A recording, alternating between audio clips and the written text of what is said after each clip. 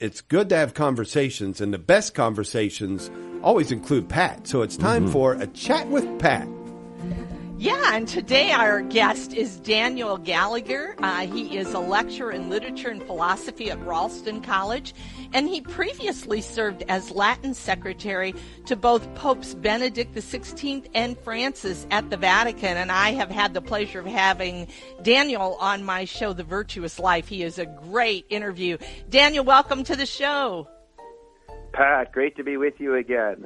Blessed beginning to this next week in our Easter season. Yes, and I want you, before I dig into this article a little bit with you, and I know we're short here, but can you tell us what was one of your favorite memories of working with Pope Francis? Oh, my. Well, okay. That'll be for a 3-hour show, but I'll just give a 30-second one. I just shared one with someone that when I was working in the Latin office, right after Pope Francis was elected, and we met him for the first time as his Latinist, he joked with us a bit. We didn't know him very well, and he asked in Italian, he said, "How is my Latin?" And the head of our section, he was asking it as sort of just a kind of a friendly introductory way. And the head of my section said, "Well, Your Holiness, to be honest, you keep making the same mistake."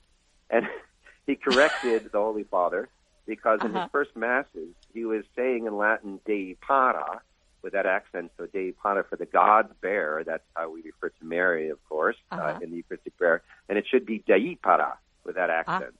And so from there on, God bless him, Francis, he changed his ways. I think the Holy Father, his response, I should finish the story by saying that he came back to my supervisor and said, "Yes, but you know that now I am now infallible." And our head looked back at him and said, "Your Holiness, that's true, but only in faith and morals, not in matters of Latin grammar." So anyway, that's one of my favorites. That's one of my favorites. Thank you so much for sharing that. I do want to talk about this article, A Liturgical Lesson from the Satanists, and I know the gist of what you were getting at in the article, but I must admit, I was kind of shocked by, the big one in Kansas City was the one that everybody kind of remembers that was just recently.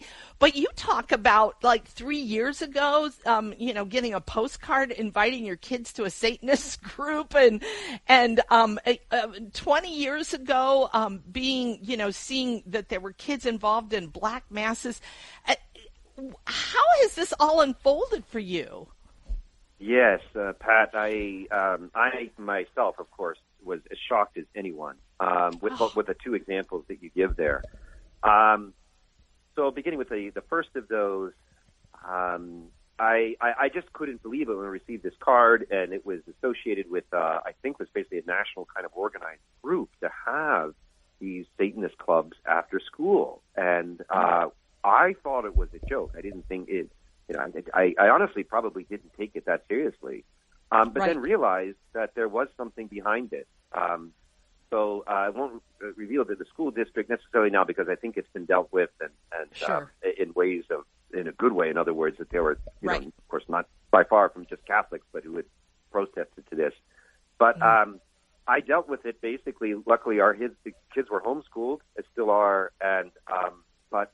I don't know. I don't have an answer for that. I've got 4 kids and a 5th on the way. That I'm not suggesting that this is super common, but it's also not absent. And so with the second thing about there, which is even more shocking, of a parish that I moved into where there were black masses going on somewhere, who knows where in the woods or wherever, with kids from the Catholic school. I mean, I don't know what to say. This is shocking. I think the point of both of those anecdotes was to really emphasize to people, this is real.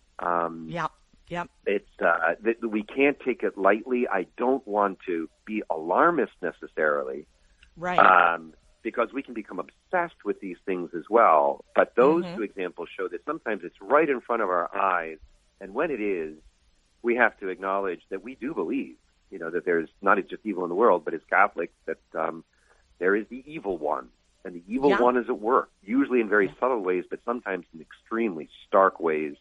And when that's the case, we have to pray about what the reaction is going to be, but we can't be indifferent. We just can't be indifferent to that. Yeah. And do you think a lot of people just kind of go, that's really not happening. That's not a big deal.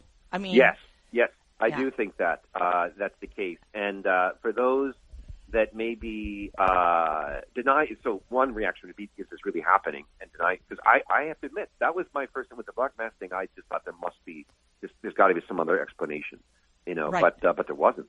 And then the second thing is, if we know that in fact, let's say we find out this is going on, or something as public as in Topeka is going on, is to say, oh, come on, it's all kind of just silly extremist kind of things and all of this. Well, there may be some truth to that, but that's not the whole truth. There's a portion of truth that says that the power of prayer, and we have plenty of examples of this. I love stories about Padre Pio, Aquinas, and I could include a couple of others, something akin to the devil entering the room and the saint having to just utter one Ave Maria on his or her lips, and the devil flees. In other words, that we know that evil has been conquered, especially in this Easter season. There's no doubt about that. But temptation comes.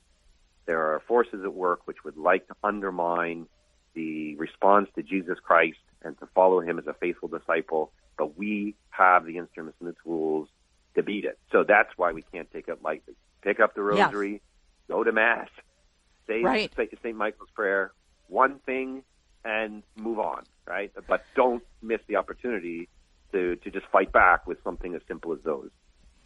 And I think you make a great point in your article because you talk about, how do they get these consecrated hosts, right? And so, because they need that for the Black Mass. And you make reference to what happened in Kansas, that, this guy tackled the Satanist to make sure that he didn't stomp on the Eucharist. We weren't sure if it was consecrated or not.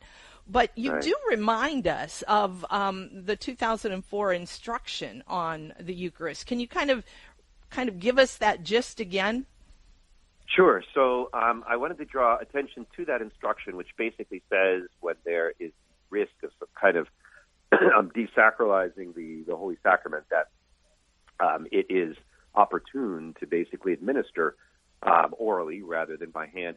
And my point there is that I think there are many people I've talked to many friends about this in the aftermath of writing that article and that event, witnessing different people, not necessarily with malicious intentions, walking away with the Eucharist out to the pew and then out of the church.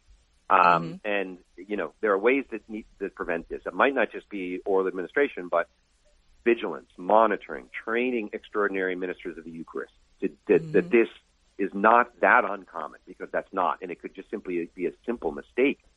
Someone comes, we know they just come out of curiosity, not knowing our ritual, and they think it's a souvenir or something. And, it could be a number of things. And I've witnessed this myself in many cases. So that's kind of the point there, is just some extra vigilance, and to be aware that we shouldn't presume that everybody who approaches the minister knows what to do when they arrive there with the species. Oh, well, Daniel, it was so good to have you on. I'm hoping to get you on the Virtuous Life again soon, so take care. Pat, you take care too. God bless all your listeners as well. Bye-bye now. Thank you. Bye-bye.